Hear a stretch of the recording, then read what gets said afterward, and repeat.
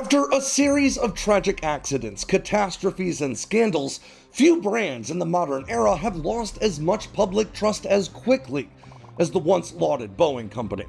This firm and its many issues now face a significant uphill climb toward regaining the world's faith and, in particular, the confidence of American lawmakers, who between defense and government contracts account for anywhere between 1/3 and 1/2 of all Boeing revenue each year. And while this massive corporation has seemingly countless irons in the fire aimed at doing just that, it may be a jet that originated under the banner of an entirely different company, McDonnell Douglas's F-15 Eagle, that makes the biggest splash when it comes to proving that Boeing still has what it takes to be a big name in air warfare.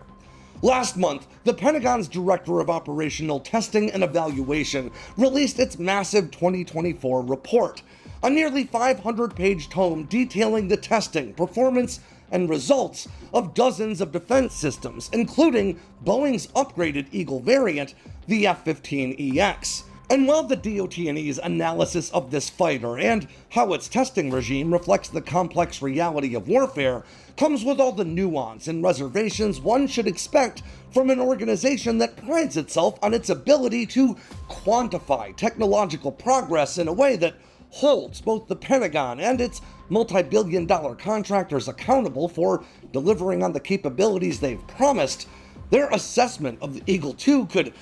genuinely be characterized as, well, glowing. In a world where air power discussions are usually dominated by stealth, with constant comparisons between the world's 5th-generation fighters and now 6th-generation programs in development, the DOT&E is not letting buzzwords and marketing slogans get in the way of their conclusions. Because, according to their report, this half-century-old design, jam-packed with 21st-century technology, is more than just another 4th-gen missile truck. In fact, they've concluded that the Eagle II is capable enough to be considered operationally effective, even against 5th-generation adversary aircraft in the air superiority role.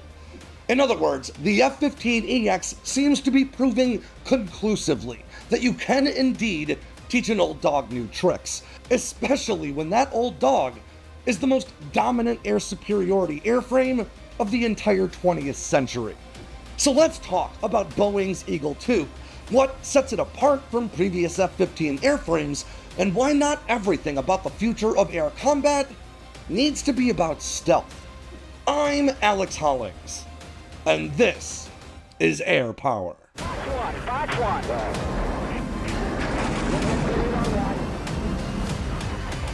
In 1976, McDonnell Douglas's F-15 Eagle entered service as the overpowered solution to what was largely an imaginary problem.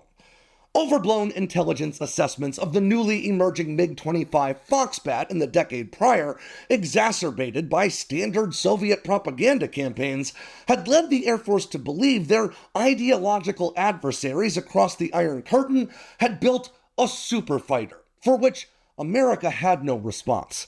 So in order to mount a response, Uncle Sam turned to America's most potent secret weapon, just gobs and gobs of money, awarding the modern equivalent of nearly $10 billion to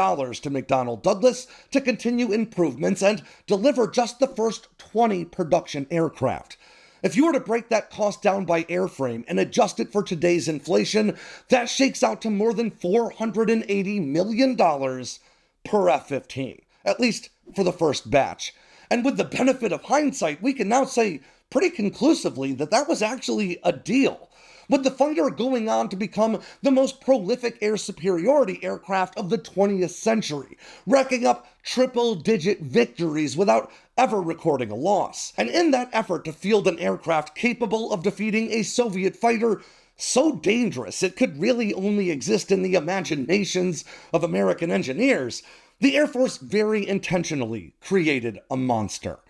With every pound of weight the aircraft carried into the fight matched by a pound of thrust pouring out the back end of the jet, and a design that prioritized the conservation of energy throughout extreme aerobatic maneuvers, America's Eagle wasn't the fastest fighter in the world, nor was it the highest flying. But then, It never aimed to be.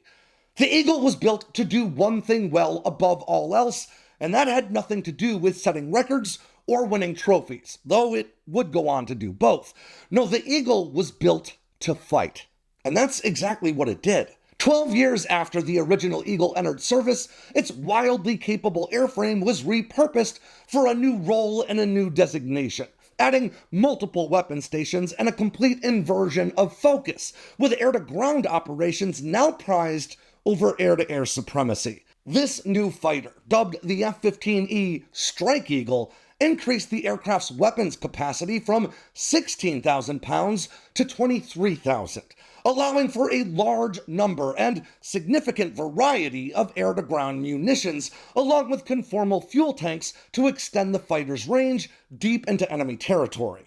While the F-15 Eagle came in both 1- and 2-seat variants, the Strike Eagle made the backseater mandatory, allowing for a dedicated weapons systems officer to help manage the growing cognitive load required to mount successful offensive air operations inside contested airspace. And while all this added weight did have a negative impact on the jet's knife-fighting maneuverability, the F-15 airframe the F-15E was based on was so potent that the Strike Eagle and its several international variants remain among the most dominant air-to-air fighters in service today. In fact, this aircraft was so good that international partner nations like Saudi Arabia and Qatar continued to invest literal billions of dollars into adding more resiliency and capability into this already broadly capable airframe.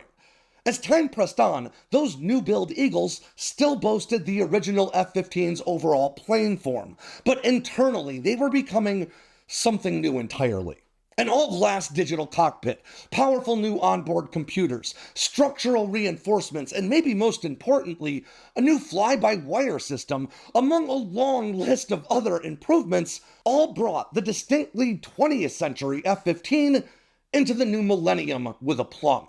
And stealth be damned, the Air Force could not ignore the incredible amount of capability a fully modernized Eagle variant could provide. So, in 2020, they placed an order for the first 8 F-15EX Eagle IIs to serve as a new multi-role fighter capable of handling the air-to-air combat the original Eagle specialized in, as well as the air-to-ground operations that made the Strike Eagle famous. Packing powerful new F-110 GE-129 afterburning turbofan engines that offer a whopping 29,500 pounds of thrust under afterburner each. This new F-15 offered more than 11,000 pounds more thrust than you could draw out of its predecessor Eagles. All this added juice, coupled with an extremely advanced fly-by-wire control system, allows for greater maneuverability, with test pilots reporting they can make the Eagle II do things usually only possible with thrust vectoring fighters, like the F-22. And remarkably, pilots are safer than ever while pushing those limits, as the flight computer allows pilots to fly right up to the hairy edge of damaging the airframe without exceeding it, consistently, over and over again. And even that hairy edge is further out than you might expect, with the Eagle II's reinforced airframe rated to withstand 9G maneuvers in standard flight and as much as 12Gs in emergencies. The Eagle II is so powerful, in fact, that Boeing's Rob Novotny, a former Air Force F-15 test pilot turned executive director of F-15 business development, caused quite a bit of controversy in early 2024 when he claimed the Eagle II, while flying in a clean configuration without any external munitions or fuel tanks, could reach speeds approaching Mach 3. Now that's a claim that was soon retracted, with the aircraft's official top speed now listed as the same as previous Eagle iterations at a respectable Mach 2.5. All of this power and aerobatic control is great for air shows, but like the Eagles that came before it, the F-15EX is focused squarely on the fight, increasing payload capacity from the Strike Eagle's 23,000 pounds to a whopping 29,500 pounds worth of weight, distributed across some 23 hardpoints. Now, all those munitions can be delivered to targets with a high degree of accuracy via the jet's onboard AN/APG-82V1 active electronically scanned array radar, or via one of several targeting pods. And while the F-15EX carries the same two-seat layout as the Strike Eagle, the fighter is designed to be able to fly with a solo pilot or two-person crew, depending on the mission. When there are two crew members on board, the aircraft offers dual digital helmet-mounted cueing systems, making it possible for either person in the cockpit to orient the jet's weapon systems using nothing more than their line of sight. Now, this isn't just useful for air-to-ground missions, but for air-to-air operations as well, with that helmet-cued targeting capability supporting high off-bore sight launches of dynamic weapons like the AIM-9X, which in conjunction with that helmet-cued targeting can go after fighters flying alongside or even behind the Eagle II. But if you've been following the F-15EX program for a while, this is all stuff you already know. And in fact, we offer a lot more detail into what makes this jet so special in some of our previous dives into it. So it's about time we moved away from the context and into what we've learned from the recent DOT&E report that covers both the F-15EX and its new electronic warfare suite, dubbed the Eagle Passive Active Warning Survivability System, or EPAWS. Despite its Strike Eagle DNA, we now know for certain that the majority of the Air Force's focus for the Eagle II thus far has been in the air superiority arena, which makes a bunch of sense. The F-15EX is primarily envisioned as a replacement for aging F-15Cs and Ds tasked with defending American airspace from encroaching threats that include tactical aircraft like fighters, strategic platforms like bombers, and certain long-range weapon systems like air-breathing cruise missiles. As the report lays out, the F-15EX is particularly well-suited for this role, as it offers the same or greater capabilities of previous Eagles with 4 additional air-to-air weapon stations over even the missile-laden Strike Eagle.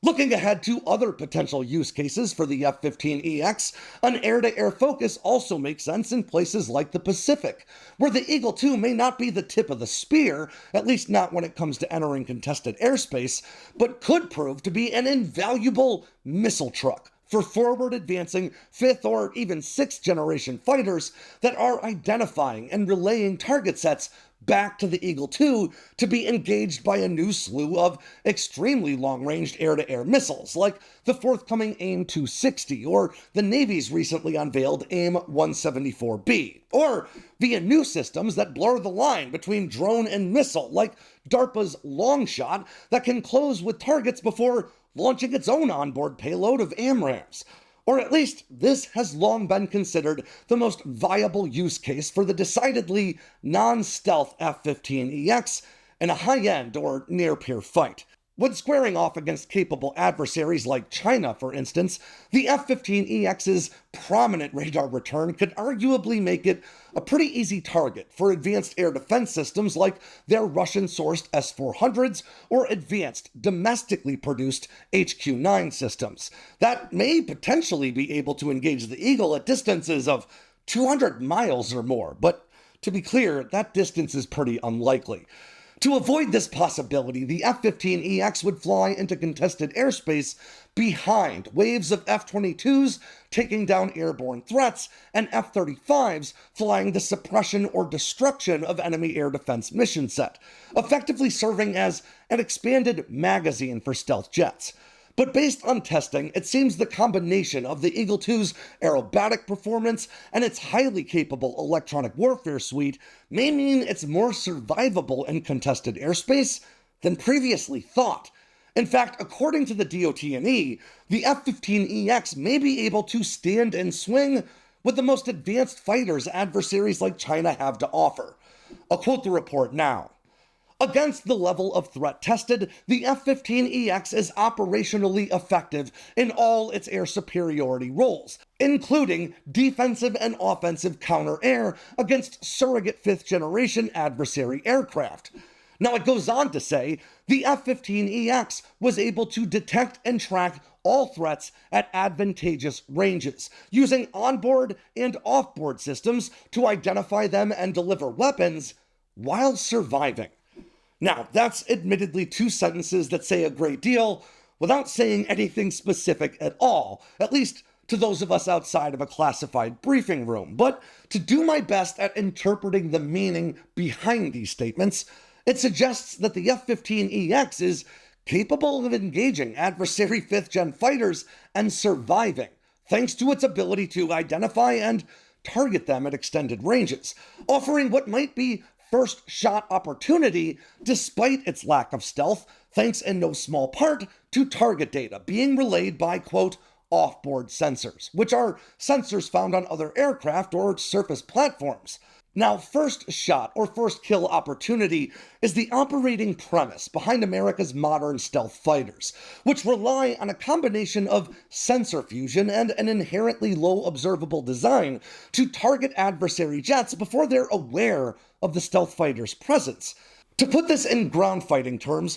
America's stealth fighters are designed to operate like snipers, with their radar-deflecting designs and radar-absorbent coatings serving as the camouflage the sniper might wear to blend in with the foliage he's hiding in dozens of miles from his target. That sniper might use intelligence provided by a high-flying drone to help him determine exactly where his target is by comparing that drone feed to what he can see through his magnified scope. And that's exactly what the F-22 and F-35's onboard computers are doing when we say they're fusing data from different sensors.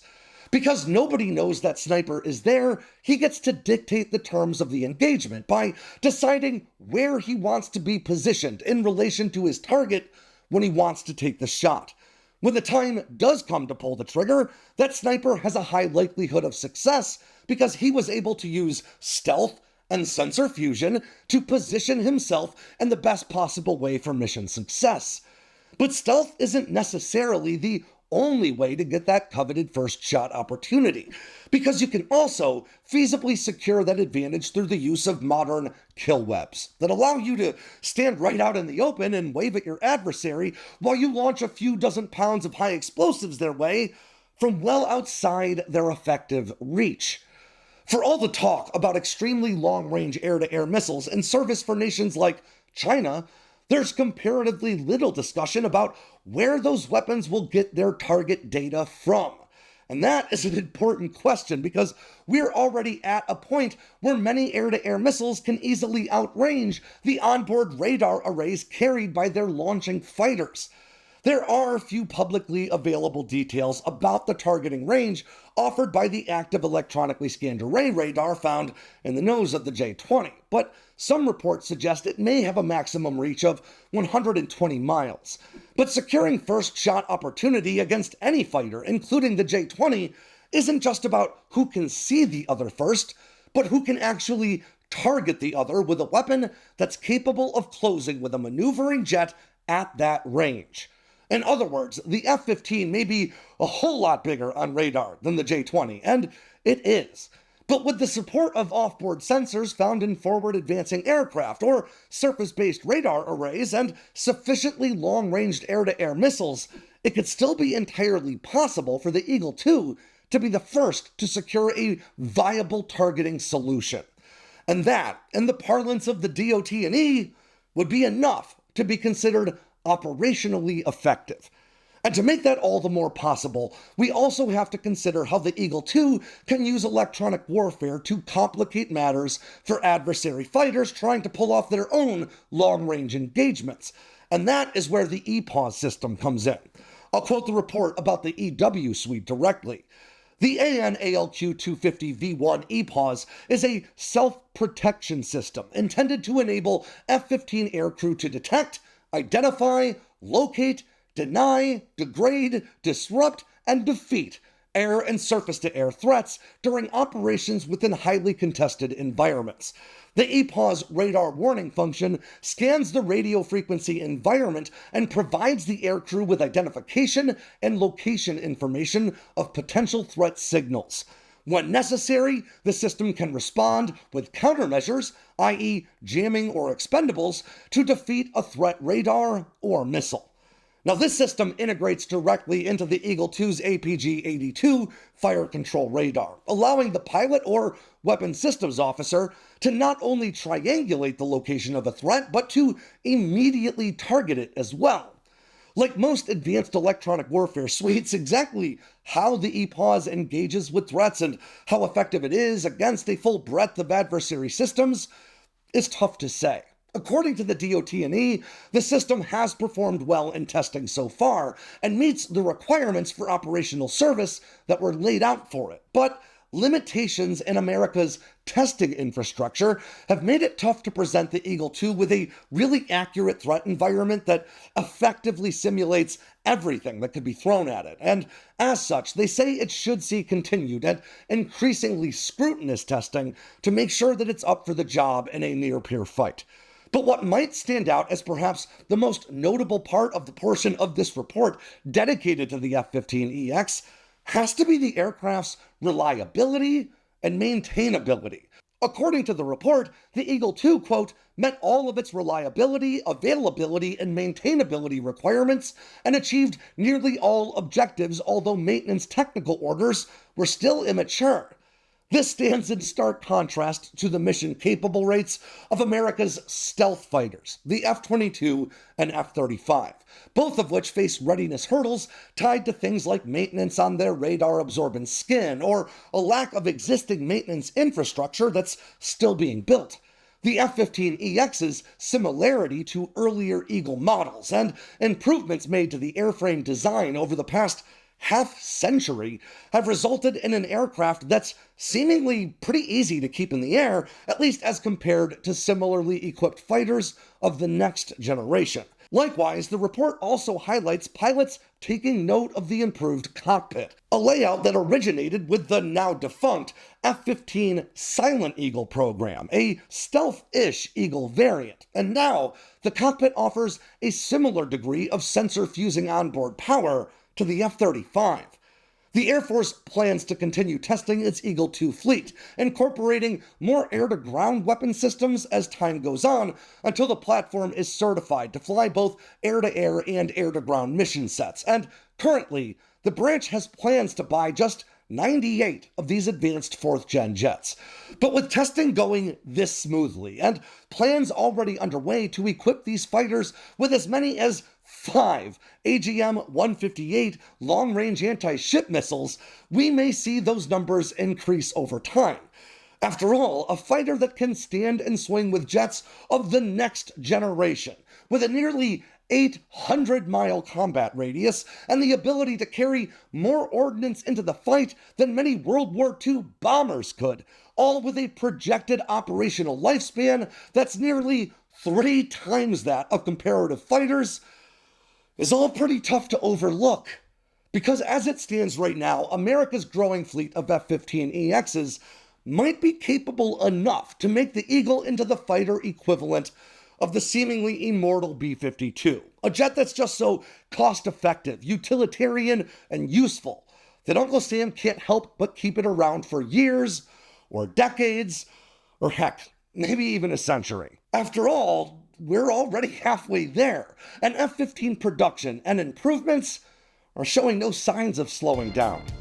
And with that ends yet another edition of Air Power from Sandboxx News. I'm Alex Hollings. Make sure to swing by sandboxnews.com today and every day for all the latest in news, entertainment, and motivation, and now merch. If you got anything out of today's video, make sure to click like and subscribe down below, and leave me a comment so I know what I should cover next. And of course, don't forget to tap on that bell icon so you never miss a drop